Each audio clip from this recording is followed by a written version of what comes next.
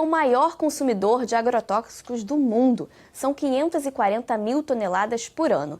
Na contramão desses números, vem crescendo o mercado de fertilizantes orgânicos. O que isso significa? Que cada vez mais pessoas estão se conscientizando de que o uso de produtos químicos na produção de alimentos deve ser evitado.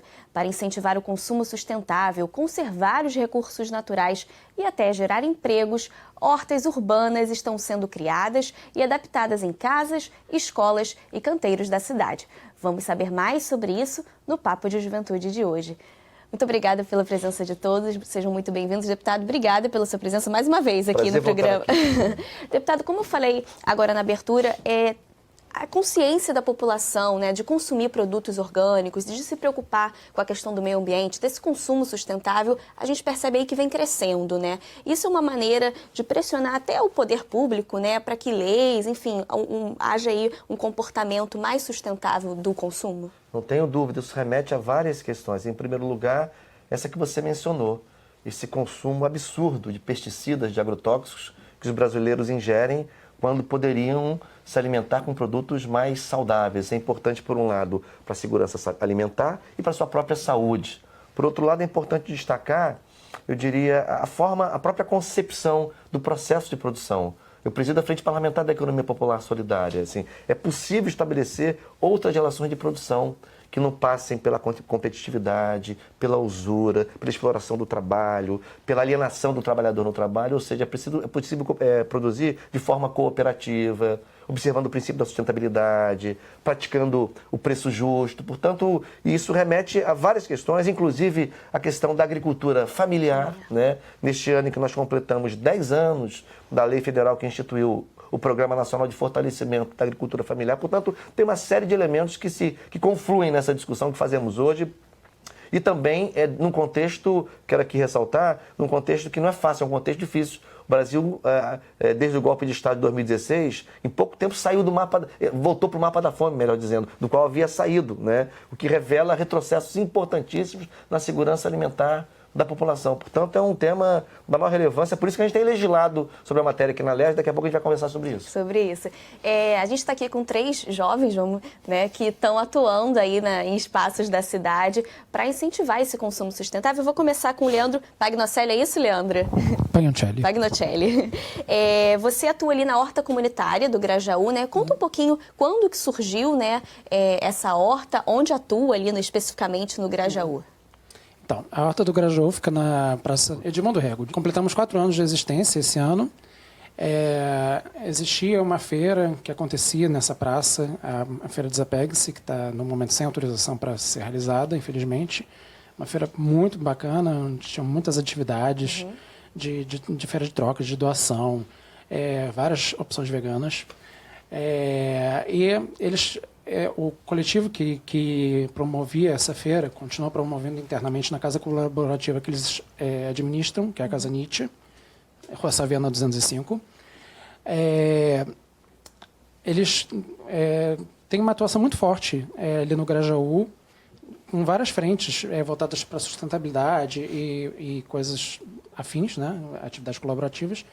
E nessa ocasião, há quantos anos atrás, eu estava morando ali próximo, no Andaraí, e vendo essa movimentação, me aproximei deles e, vendo toda a atuação, propus, né, que se pensasse sobre a questão das hortas urbanas. E, nessa ocasião, também houve uma confluência de interesses, também havia o interesse de atuar nesse sentido, e aí fizemos uma chamada para os frequentadores da feira, para começar a cultivar os canteiros do entorno ali da praça.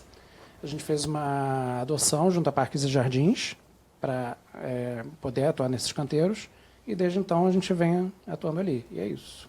E como de lá para cá, né, nesses 4 anos que vocês estão atuando ali, vocês têm percebido ali uma receptividade, uma adesão da população que mora ali em relação à horta? Sim.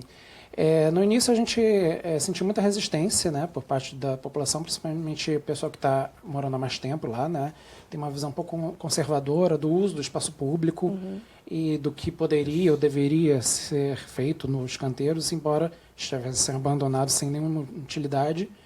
E a partir do momento que nós entramos para atuar e modificar, houve um estranhamento, uma resistência e críticas.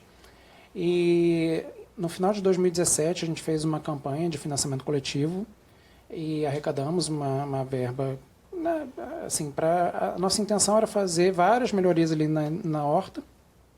Uma delas a gente não conseguiu, porque era um projeto de captação de água da chuva, que a gente queria aproveitar as calhas da cabine da polícia que fica dentro do canteiro, só que existe uma certa burocracia, tinha que pedir autorização do Estado-Maior da polícia, enfim, uma coisa que a gente não estava prevendo. Sim. E a gente não abortou essa ideia, mas adiamos até conseguir essa autorização, porque, na verdade, o que a gente precisa é uma coisa muito simples, que é desviar um cano para botar uma bombona adaptada para captar a chuva. É só isso. Sim. Mas, enfim, ainda não rolou. E a gente fez uma adequação paisagística ali na horta, porque justamente para tentar amenizar essas críticas, que era muito em relação à questão estética, né, da aparência da horta num canteiro de uma praça pública. Então, hoje, se vocês forem lá, vocês vão ver que ela está muito bonita. Eu sou suspeito para falar, mas fica o convite para quem quiser conhecer. E o que vocês plantam lá? De tudo. A gente fez acho que elas vão poder falar melhor do que eu, do sistema agroflorestal, mas a gente tentou seguir mais ou menos essa pegada, né, de tentar articular junto o cultivo de floresta com o cultivo de coisas comestíveis, né? Então, assim, a gente tem um canteiro de hortaliças, ervas, verduras e algumas outras coisas, e um outro de um pomar com as frutíferas, né? E a gente está começando, a gente tem 4 canteiros adotados, está usando 2,5. A gente começou a atuar no terceiro canteiro há mais ou menos 6 meses atrás. A gente ainda não evoluiu muito porque a gente depende, é tudo voluntariado, né? E isso é uma das coisas que eu acho que é legal falar. Sim. Que você falou da questão do custo e a proposta de uma horta comunitária é que seja livre, né? As pessoas são livres para participar, para colher, para participar. A gente tenta orientar, né, que as pessoas não retirem tudo que está ali para que se mantenha, para que outras pessoas possam fazer proveito disso. Mas é livre. Não há um controle, não tem câmera de vigilância, não tem pessoas monitorando 24 horas. E tem espaço ali para expandir, para dar mais força ali, né, nessa plantação. O mais curioso desse arranjo é que justamente muita gente não entra no espaço da horta. As pessoas não sabem, tem uma placa lá dizendo como funciona, como pode atuar. Mas tem umas senhoras que entram lá para colher ervas, para fazer chá, para normalmente para alguma questão de saúde, né? Dor de cabeça, dor na coluna. A gente tem alguns canteirinhos de plantas medicinais. Mas não é todo mundo, né? Ainda existe muita dúvida se pode entrar, se pode pegar. Sim. Ainda é uma questão cultural mesmo, né? Você sabe, Priscila, eu queria entrar nisso, porque esse trabalho que ele está relatando, que o Leandro está relatando no Grajaú, para além do processo mesmo de produção de alimentos, enfim, ele tem um papel importante, enfim, no sentido de tirar da invisibilidade essa produção de orgânicos. Isso é muito importante, porque a gente falou agora da importância de se conscientizar mais as pessoas, mas assim, quando essa produção for vista como algo assim meio exótica, né? Ela precisa se popularizar, né? Não apenas para a gente fortalecer o processo de conscientização sobre o absurdo dos agrotóxicos, dos pesticidas, mas também para dar mais acesso a esses produtos. Uma vez popularizados, uma vez a consciência ampliada, há uma tendência também de que os preços caiam. Portanto, há uma relação diretamente proporcional desses fenômenos. Então, é um trabalho muito importante. A gente tenta motivar, né? Que as pessoas tentem, assim, dá um gosto muito especial quando a gente consome alguma coisa que a gente mesmo produz, né? A gente tenta motivar as pessoas que façam isso, por menos que seja, nem que seja só tempero, qualquer coisa que você conseguir cultivar dentro de casa, no quintal, no canteiro da rua. Junta, assim, uma das nossas intenções com esse projeto de financiamento que a gente fez era montar um projeto de educação ambiental, né, para levar essa ideia, né, porque tanto para as escolas, principalmente, mas para qualquer lugar que tenha um canteiro, próximo dá para juntar os vizinhos e Já cuidar, que você né? tocou nesse ponto, escola e né, educação aí sustentável voltado para crianças, que a Juliana Menezes, ela é bióloga, pode contar um pouquinho para a gente, porque o seu Instituto Permacultura Lab, né, Juliana? Sim. O foco de vocês, na verdade, ele foi criado ali atuando numa escola pública, né? Conta um pouquinho como que surgiu esse instituto e onde especificamente vocês estão atuando.